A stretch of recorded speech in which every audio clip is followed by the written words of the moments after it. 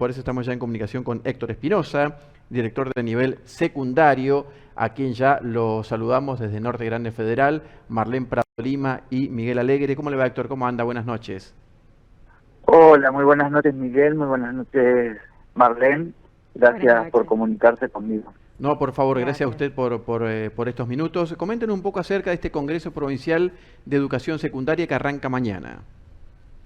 Bueno, primero, para que no quede mal la información, el Congreso se va a realizar en la UNE, ¿sí? Sí. Arranca mañana en la UNE, sí. sí, no en el centro de convenciones, sino en la UNE, y en la primer parte, en la mañana, durante la mañana, va a tener lugar en el aula magna de la UNE. Así que ahí la semana pasada ya se envió un formulario que se envió a las escuelas para la inscripción de los docentes, y bueno, estamos muy ansiosos ya porque estamos a pocas horas del inicio de este congreso.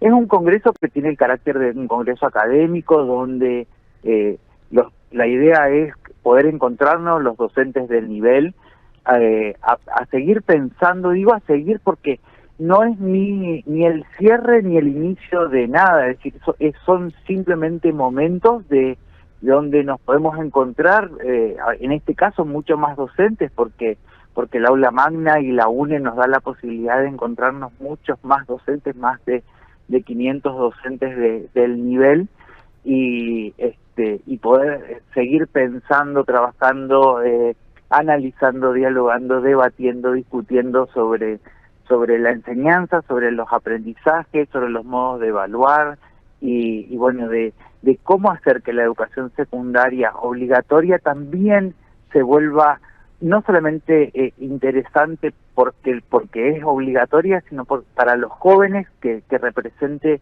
un momento más de estar para aprender, para poder pensar en un futuro, en su formación ciudadana, para pensar en su futuro de acceso al mundo del trabajo y o a los estudios superiores, ¿no?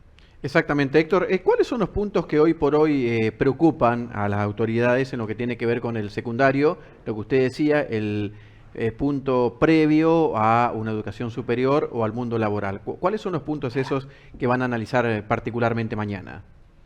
Bueno, mañana se va a analizar fundamentalmente la obligatoriedad en relación con la enseñanza y los aprendizajes que se esperan en relación con esto en el nivel secundario, fundamentalmente en dos pilares fundamentales, que es la matemática y las prácticas del lenguaje, es decir, el trabajo que hay que hacer para que los alumnos y las alumnas y alumnos tengan una buena relación con la lectura, la escritura y la oralidad en cada uno de los espacios que tiene dentro del nivel secundario, pensando en el desarrollo de esta capacidad a futuro.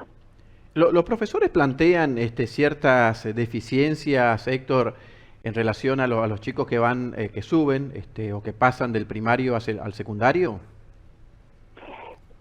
Es un problema fundamental que siempre hemos tenido, es que cuando nosotros hablamos de sistema, yo siempre les pongo estos ejemplos a los directores, lo comento acá cortito, digo, cuando algo nos pincha un dedo, nos duele todo, incluso toda la mano, y esto es porque nuestro cuerpo funciona como sistema.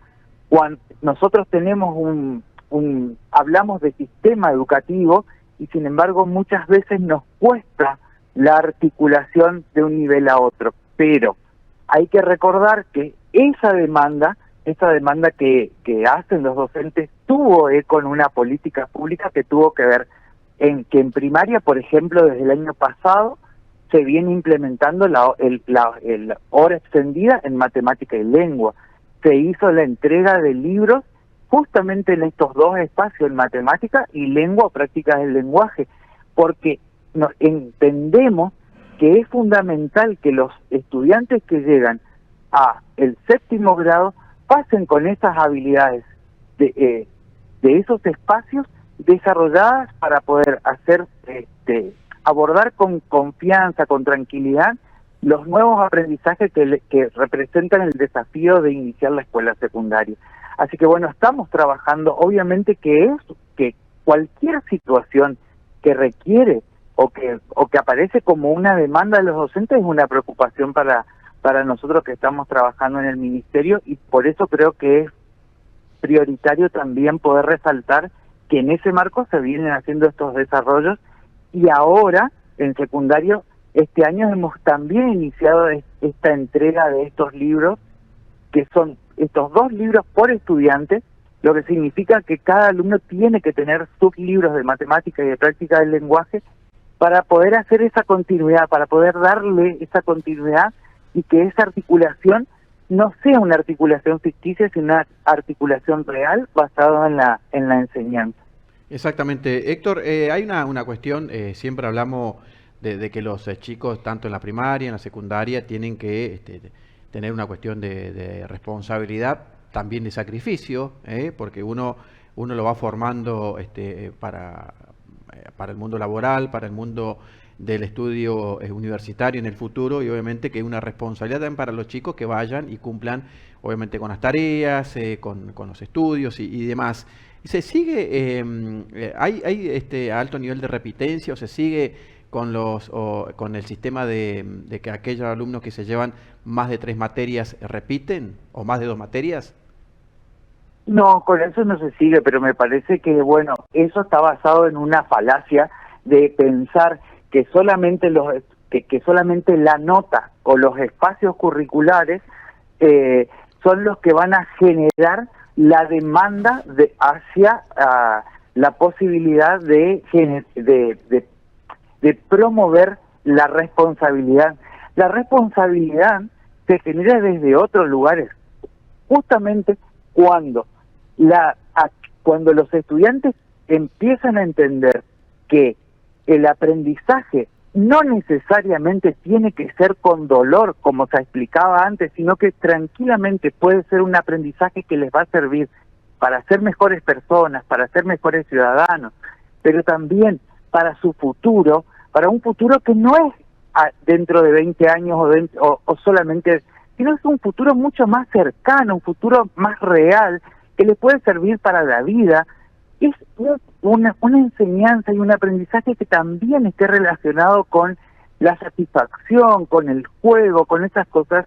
También eso desarrolla posibilidades de aprender y de pensar y en desarrollar responsabilidad. Creer que solamente poniendo un límite de 2 o 3 materias, que es una discusión viejísima, porque en realidad la pregunta que yo le haría a las personas que plantean eso sería: ¿y quién dijo que 2 o 3 desarrolla responsabilidad? ¿Quién puso 2 o 3? Bueno, nadie puso 2 o 3, estaba escrito. Y entonces hoy nosotros trabajamos la responsabilidad desde otro lugar, una responsabilidad compartida que tiene que ver con la promoción del vínculo pedagógico del estudiante. Entonces, ¿cómo se vincula un estudiante con su escuela, con sus estudios? Cuando hace efectiva la asistencia a la institución, cuando responde a las actividades que el docente le plantea, cuando trabaja con esas actividades y hace sus evaluaciones, y en esas evaluaciones exitosas. Entonces, estamos trabajando desde otro lugar para romper con ese viejo paradigma que tenía que ver con un número, y donde la nota o la cantidad era el único elemento responsable que le permitía decir al alumno si sí o si no, porque la responsabilidad, cuando decíamos pasa con 3 materias o repite con 3 materias, lo que no estábamos viendo es que había entre 9 y 10 materias que el alumno había aprobado y que lo obligábamos a hacer de vuelta en esa repitencia. Y entonces ahí lo que ocurría era que en general no se producía más responsabilidad, sino que se producía abandono y por la repitencia. Entonces, esos son los elementos que nosotros justamente tenemos que trabajar. Esta cosa, por eso decía yo que el Congreso no es solamente un momento culmine ni es un momento central. Todas estas discusiones las venimos trabajando con los docentes, con los directivos, desde el año pasado, en encuentros que hicimos a nivel territorio, en más de 26 lugares distintos, encontrándonos, debatiendo y trabajando en la implementación de lo que llamamos el régimen académico. Héctor, ¿ha cambiado mucho la enseñanza en los últimos años, post pandemia, avance la tecnología? Es decir, los chicos hoy, por momentos, o lo que uno puede percibir como padre o como tío o como sea, como que el alumno hoy por hoy se va a la escuela y se aburre. ¿Esto ustedes también lo pueden notar? ¿Pueden palpar todo esto? Pero que es claro que Sí. justamente por eso nosotros hoy tenemos que debatir otro modelo de enseñanza basado en otros paradigmas.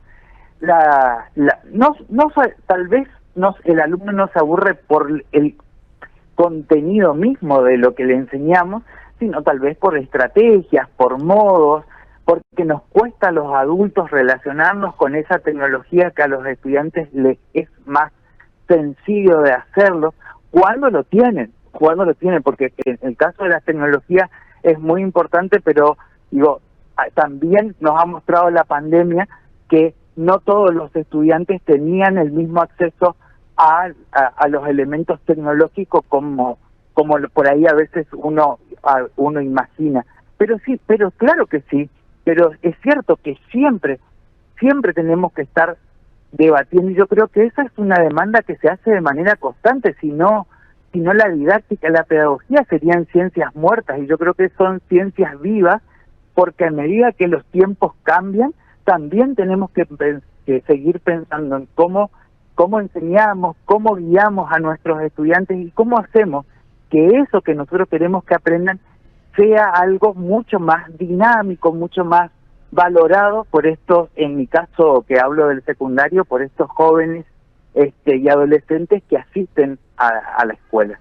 Exactamente. Bueno, Héctor, mañana a qué hora comienza todo esto y comenten un poco el cronograma previsto. Bueno, mañana comienza a las 9 de la mañana en el aula magna, siempre con las palabras iniciales según del ministro de Educación y la subsecretaria Ludmila Pellegrini.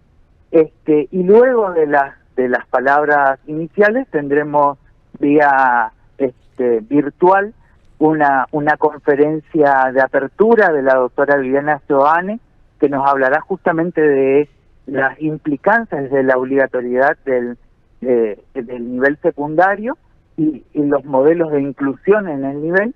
Y luego tendremos dos mesas que seguiremos trabajando sobre estos temas que yo fui mencionando, sobre la obligatoriedad, la evaluación, el enfoque integrado de la enseñanza que proponemos en el nivel, algunos planes que tenemos trabajando en la provincia como en conjunto con UNICEF, y durante la tarde que seguiremos trabajando, ya no serán expositores, los expositores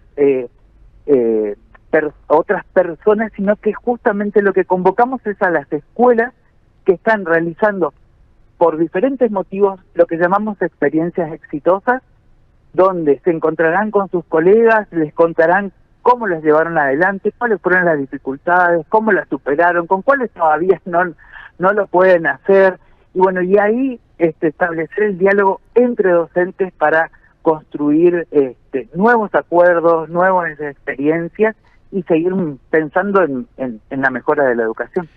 Perfecto, Héctor, le agradecemos esta comunicación y todos los éxitos mañana.